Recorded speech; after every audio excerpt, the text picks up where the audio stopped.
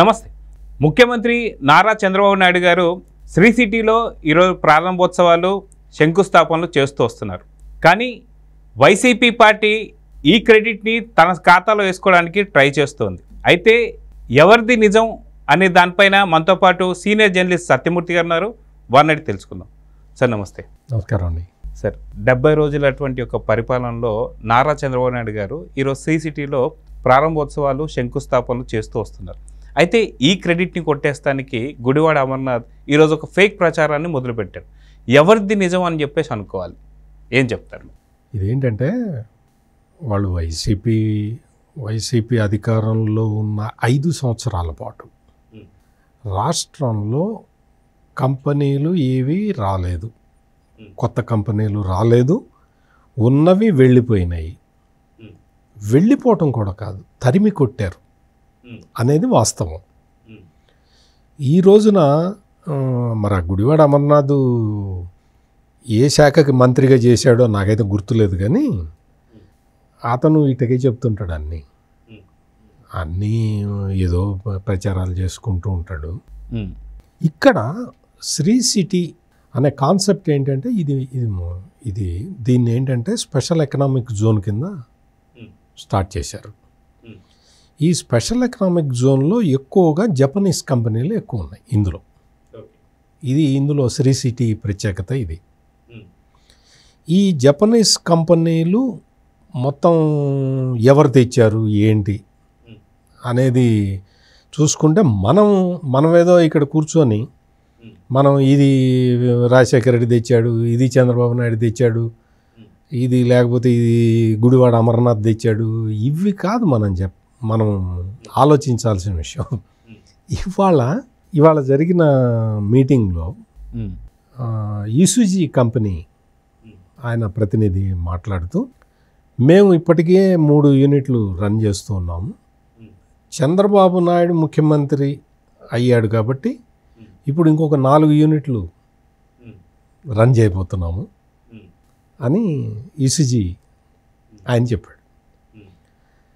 Daikin ఆయన వాళ్ళు వచ్చి ఏం చెప్పారంటే, చంద్రబాబు నాయుడు ఎప్పుడు ముఖ్యమంత్రి అవుతాడా అని మేము ఎదురు చూస్తూ ఉన్నాము. చంద్రబాబు నాయుడు ముఖ్యమంత్రి అయ్యాడు, మేము వచ్చేసి యూనిట్లు స్టార్ట్ చేస్తున్నాం అని చెప్పి డైకిన్ వాళ్ళు చెప్పారు. అసలు ఈ గుడివాడ అమర్నాథ్కి ఈ ఇసుజీ కంపెనీ ఎక్కడుంది, డైకిన్ కంపెనీ ఎక్కడుంది, వాళ్ళు ఏం చేస్తారు అనేది తెలుసా అనేది నా ప్రధానమైన ప్రశ్న. ఇప్పుడు క్రెడిట్ తీసుకోవాలి అంటే మనం ఏదైనా పని చేసి ఉండాలి. జగన్మోహన్ రెడ్డి పరిశ్రమలని వెళ్ళగొట్టడంలో సిద్ధహస్తుడు. వెళ్ళగొట్టాడు, చాలా కంపెనీలను వెళ్ళగొట్టాడు. ఎట్లా వెళ్ళగొట్టాడు అంటే మీకు ఒక చిన్న ఉదాహరణ చెప్తా. కియా మోటార్స్ తీసుకొచ్చి చంద్రబాబు నాయుడు తీసుకొచ్చి దాని అడ్వాన్స్డ్ స్టేజ్లోకి వచ్చేసింది. ప్రొడక్షన్ కూడా స్టార్ట్ అయిన క్రమంలో జగన్మోహన్ రెడ్డి వచ్చిన తర్వాత జగన్మోహన్ రెడ్డి తన మనుషుల్ని పంపించాడు. అక్కడున్న ఎమ్మెల్యే, అక్కడున్న ఎంపీ, వీళ్ళందరూ వెళ్ళి ఆ కంపెనీ దగ్గర కూర్చొని మా పరిస్థితి ఏంటి అని అడిగారు. ఏంటి నీ పరిస్థితి ఏంటి, ఏం చేయమంటారు అని అడిగారు.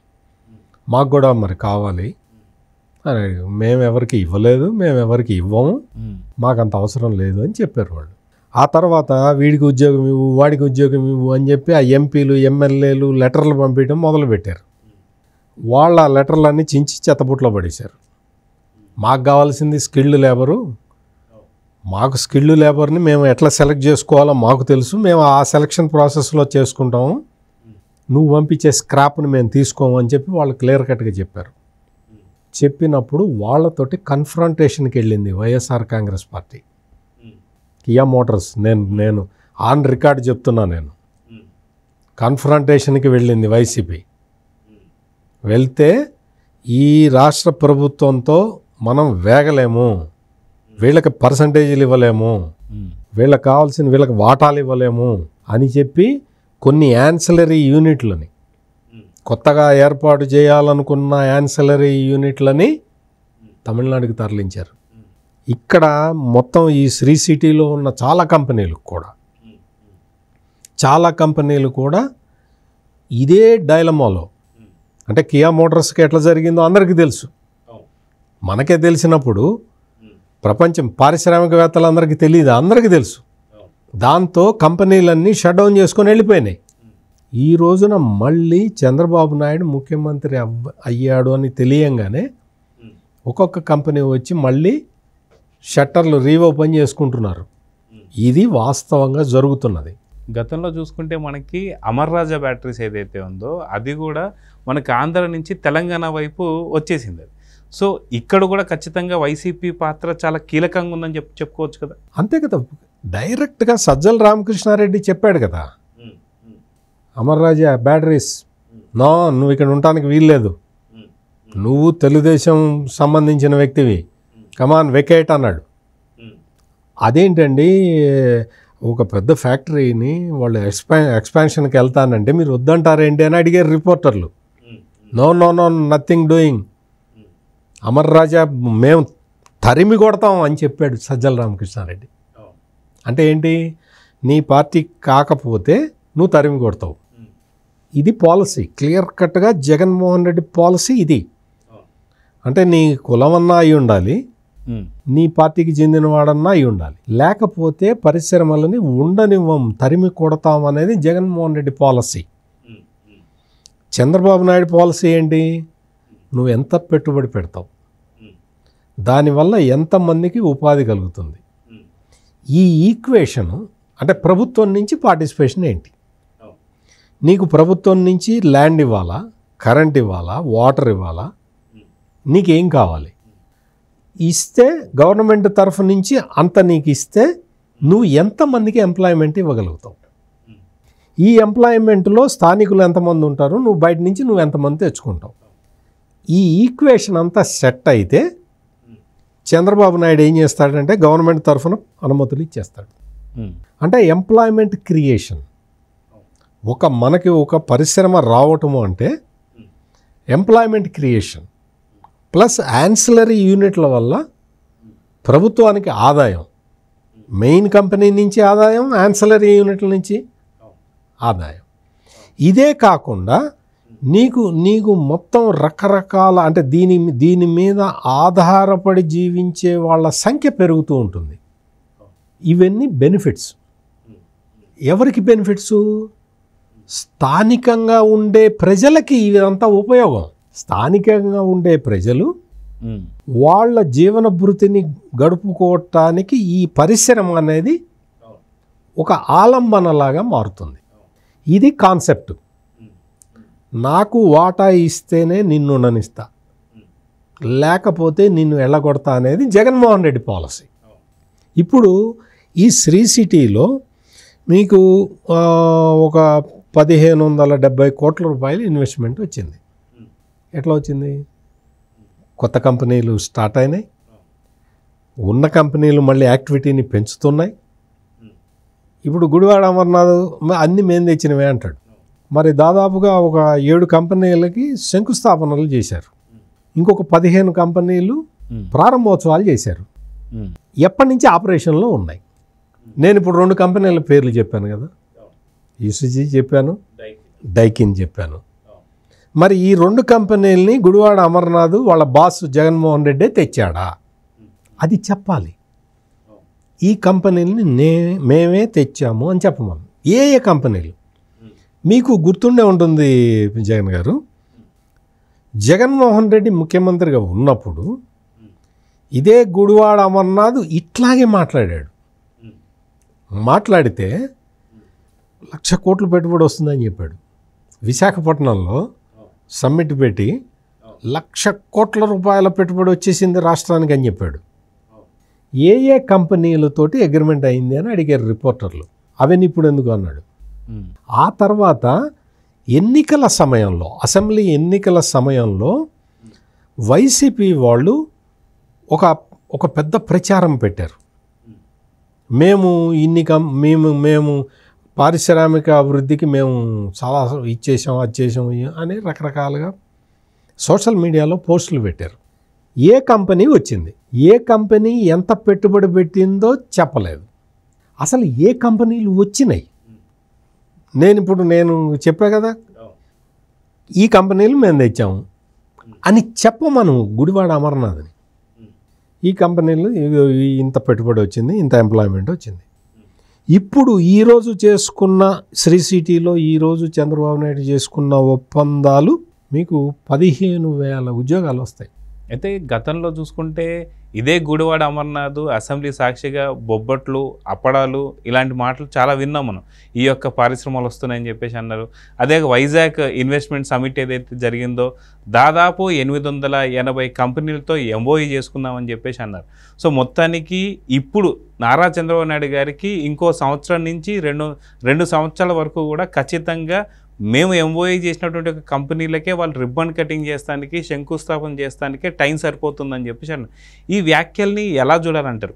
అంటే ఫేక్ ప్రచారాలని ఇది ఫేక్ ప్రచారం అనుకోవాలా లేకపోతే నిజం అనుకోవాలా అంటే ఏం చెప్తారు? అంతే కదా. ఇప్పుడు వాళ్ళు అన్ని కంపెనీలు వాళ్ళు తీసుకొస్తే ప్రజల్లో ఇంత డిస్సాటిస్ఫాక్షన్ ఎందుకుంది? నువ్వు కంపెనీలు తేలేదు, నువ్వు పెట్టుబడులు తేలేదు, ఎవరైనా పెట్టుబడి పెట్టడానికి వస్తే వాటా అడిగావు, ఎంప్లాయ్మెంట్ క్రియేషన్ లేదు. నీ హయాంలో 5 సంవత్సరాల కాలంలో ఆంధ్రప్రదేశ్ నుంచి ప్రజలందరూ కూడా అంటే చదువుకున్న స్కిల్డ్ లేబర్ కానీ చదువుకున్న యువకులు కానీ ఎవరు కూడా ఆంధ్రప్రదేశ్లో లేరు. వాళ్ళందరూ తెలంగాణకి వలస వెళ్ళారు, కర్ణాటక వలస వెళ్ళారు, తమిళనాడుకు వలస వెళ్ళారు. ఈ రోజున పరిస్థితి ఏంటి అంటే మళ్ళీ అందరూ రిటర్న్ వస్తూ ఉన్నారు. మీకు గుర్తుండే ఉంటుంది, ఎలక్షన్ సమయంలో కూడా ఇతర రాష్ట్రాలలో ఉన్న తెలుగు వాళ్ళందరూ కూడా వచ్చి ఓటేశారు చంద్రబాబు నాయుడుకి. ఎందుకు? ఇదే కారణం. వాళ్ళందరూ ఎప్పుడు వెళ్ళారు? జగన్మోహన్ రెడ్డి అరాచక పాలన చూసి ఇంక ఇక్కడ కంపెనీలు రావు, ఇక్కడ అభివృద్ధి జరిగే అవకాశం లేదు అని తెలుసుకున్న తర్వాత వలస వెళ్ళారు. యువకులందరూ వలస వెళ్ళిపోయారు.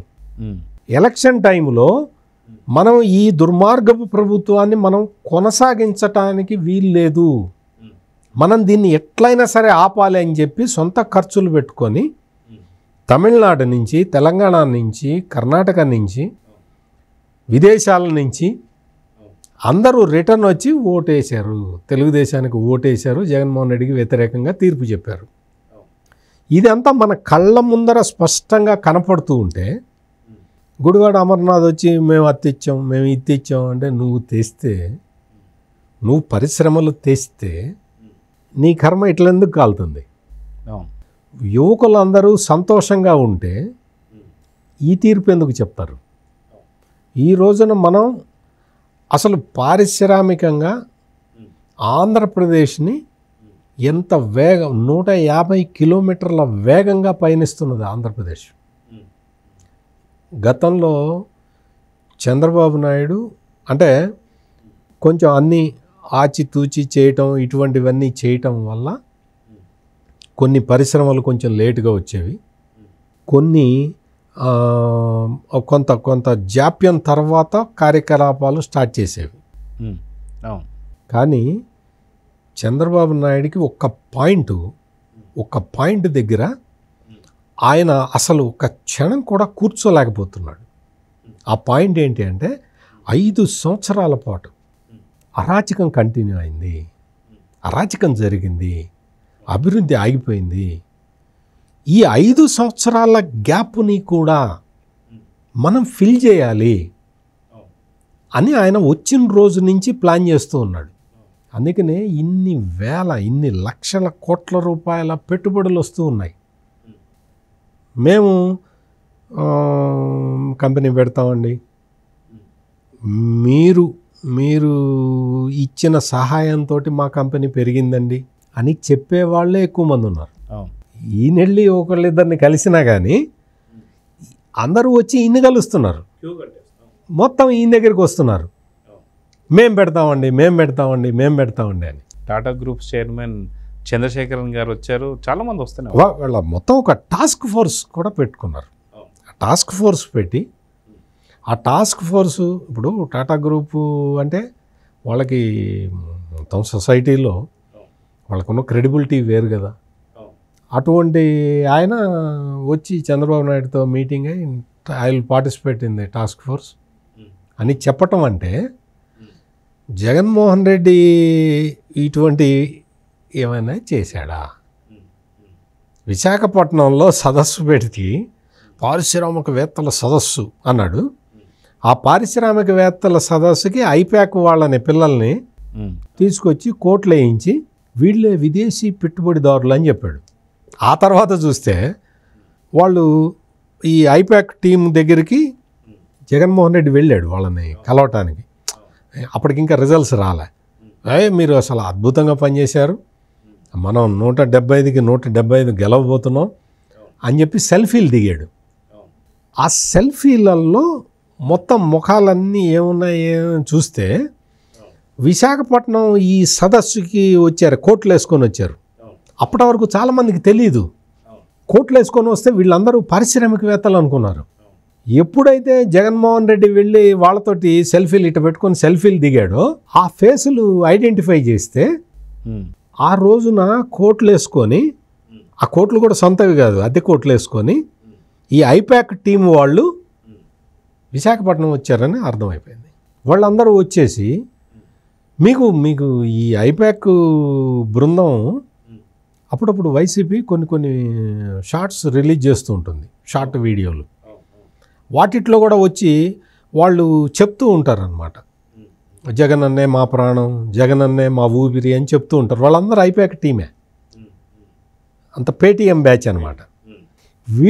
వీళ్ళని పారిశ్రామికవేత్తలుగా చూపించాల్సిన అవసరం ఏంటి జగన్మోహన్ రెడ్డి నీకు? పారిశ్రామికవేత్తల సదస్సు పెడితే అన్నం దగ్గర కొట్టుకున్నారు, అన్నం సరిగ్గా పెట్టలేదని కొట్టుకున్నారు విశాఖపట్నంలో. కొట్టుకొని ఆ తర్వాత ఏం చేశారు? ఈ అందరూ ఐపాక్ వాళ్లే కదా, వాళ్ళకి మరి ఆకలి అయితే ఏం చేస్తారు? ఆ తర్వాత ఏంటంటే అక్కడ ఉన్నవన్నీ ఆ బోర్డులు గీట్లు అన్నీ పీక్కొని పోయారు. అసలు పారిశ్రామికవేత్తల సదస్సు నిర్వహించటమే చేతగాని జగన్మోహన్ రెడ్డి అసలు మొత్తం పారిశ్రామికవేత్తలు, ఇప్పుడు కాన్ఫెడరేషన్ ఆఫ్ ఇండియన్ ఇండస్ట్రీ వాళ్ళ యాన్యువల్ మీటింగ్ పెట్టుకుంటే చంద్రబాబు నాయుడు ముఖ్యమంత్రి అయిన కొత్తల్లో ఈయన జాయిన్ అయ్యాడు ఆ మీటింగ్లో. కాన్ఫెడరేషన్ ఆఫ్ ఇండియన్ ఇండస్ట్రీలో ఉన్న టాప్ పీపుల్ అందరూ కూడా మీరు వచ్చారండి, మళ్ళీ రాష్ట్రం బాగుపడుతుంది, మీరు మా కంపెనీ మీరిచ్చిన సహాయంతో పెరిగింది, ఈ రోజున మేము మీ రుణం తీర్చుకుంటాము అని చెబితే చంద్రబాబు నాయుడు ఏం చెప్పాడు తెలుసా? వాళ్ళతోటి రండి వచ్చేయండి అని చెప్పలా, అని వాళ్ళని అడగలా. వాళ్ళకి ఏం చెప్పాడంటే, జాగ్రత్తగా వినాలి మీరు కూడా, అమరావతి గ్లోబల్ సెంటర్ కాబోతున్నది, గ్లోబల్ సెంటర్లో మీ పార్టిసిపేషన్ ఉండాలి అని మీరు అనుకుంటే మీరు రండి అని చెప్పాడు. ఏ ముఖ్యమంత్రి అయినా సరే ఎవరైనా పారిశ్రామికవేత్త పెట్టుబడి పెడతాను అంటే రండి రండి రండి రండి అని ఆహ్వానిస్తాడు. కానీ చంద్రబాబు నాయుడు తన మీద తనకి అంత నమ్మకం ఉంది కాబట్టి అమరావతి గ్లోబల్ సెంటర్ కాబోతున్నది, ఈ గ్లోబల్ సెంటర్లో మీ పార్టిసిపేషన్ ఉండాలనుకుంటే మీరు రండి అని చెప్పాడు. That is the leadership quality. మీకు ఉన్న పరిశ్రమలకి ఇప్పుడు పరిశ్రమలు తీసి పక్కన పెట్టండి జగన్ గారు, all India institute of medical sciences ఉంది మంగళగిరిలో, ప్రతిష్టాత్మక సంస్థ కదా. ఆ సంస్థకి అక్కడ ఎవరు ఉంటారు? పేషెంట్లు ఉంటారు, డాక్టర్లు ఉంటారు, వీళ్ళే కదా ఉండేది, ఇంకెవరిని ఉంటారా? వాళ్ళకి తాగేందుకు నీళ్ళు ఇవ్వలేదు జగన్మోహన్ రెడ్డి 5 సంవత్సరాల కాలంలో. 5 సంవత్సరాల కాలంలో ఎయిమ్స్ లాంటి ప్రతిష్టాత్మక సంస్థకి తాగటానికి నీళ్ళు ఇవ్వలేదు. ఈ గుడివాడ అమర్నాథ్ వచ్చి ఈ రోజున మేము తెచ్చిన పరిశ్రమలు ఎయిమ్స్కే నీళ్ళు ఇవ్వాలి, నువ్వు పరిశ్రమలకు ఏమి ఇస్తావు? అంటే ఇంత ఇంత ఆవేదన మిగిల్చిన జగన్మోహన్ రెడ్డి అండ్ బ్యాచ్ ఈ రోజున రాష్ట్రం అభివృద్ధి చెందుతూ ఉంటే భరించలేక ఏడుస్తున్నారు. ఏడుపు కళ్ళెంబడి రక్తం కారుతున్నది వాళ్ళకి. ఈ పారిశ్రామిక అభివృద్ధి చూసి అంటే వస్తున్నాయి కంపెనీలు, పెట్టుబడులు పెడుతున్నాయి, ప్రాజెక్టులు గ్రౌండ్ అవుతున్నాయి, కొత్త ప్రాజెక్టులకు ఎంఓయూలు వచ్చేస్తున్నాయి. మీకు అసలు ఎంత సానుకూలత ఉంది? యూట్యూబ్ వాళ్ళు వచ్చి మేము ఇక్కడ అకాడమీ పెడతామంటే మీరు పెట్టద్దు, మీరు ఇక్కడికి రావద్దు, ఇక్కడ మహిళలకి రక్షణ లేదు, ఇక్కడ అసలు శాంతి భద్రతలే లేవు, మీరు రావద్దని రాసిన బ్యాచ్ ఇది జగన్మోహన్ రెడ్డి అండ్ బ్యాచ్. వీళ్ళు వెళ్ళగొట్టాలని మొన్న వరల్డ్ బ్యాంక్ వాళ్ళు వచ్చారు. వరల్డ్ బ్యాంక్ ప్రతినిధులు వచ్చి చూస్తే మీరు రావద్దు, మీరు ఇక్కడ పెట్టుబడులు పెట్టద్దు, మీకు మాకు 36 మందిని చంపేశారు. 36 మందిని చంపారు కదా, ఆ 36 మంది పేర్లు ఇవ్వు అంటే పేర్లు ఇవ్వడు. అంటే ఎవరినన్నా చంపితే పేరు ఉంటుంది కదా, పేరు ఉండదు, పేరు ఇవ్వడు. ఇటువంటి బూటకపు ప్రచారం చేసుకోవటంలో జగన్మోహన్ రెడ్డి అండ్ కంపెనీ వీళ్ళందరూ కూడా 5 సంవత్సరాలు ట్రైన్ అయ్యారు. ఇప్పుడు అదే ట్రైనింగ్ని వాళ్ళు ప్రజల ముందరికి వస్తూ ఉన్నారు. కానీ ఆంధ్రప్రదేశ్ ప్రజలకి ఆంధ్రప్రదేశ్లో ఏం జరుగుతున్నది అనేది వాళ్ళకి చాలా స్పష్టంగా అర్థమైంది. స్పష్టంగా అర్థమైంది కాబట్టి ప్రజలందరూ కూడా చంద్రబాబుని కోరుకున్నారు, ఓటేశారు. ఇప్పుడు చంద్రబాబు ముఖ్యమంత్రి అయినందుకు గర్వపడుతున్నారు. గుడివాడ అమర్నాథ్ మాటల్ని ఎవరు పట్టించుకోవటం లేదు. సో చూద్దాం సార్, మొత్తానికి నిజంగా వాళ్ళ దగ్గరే 380 పైగా ఎంఓయూలు అయ్యి ఉంటే వాళ్ళ టైంలోనే శంకుస్థాపన జరగాలని చెప్పి ప్రజలు కూడా, ఏపీ ప్రజలు కూడా అదే మాట మాట్లాడుతున్నారు. కానీ ఫేక్ ప్రచారాన్ని ఇక్కడితోనే సరే ఆపాలని అయితే కోరుకుందాం. నమస్తే. నమస్కారం అండి.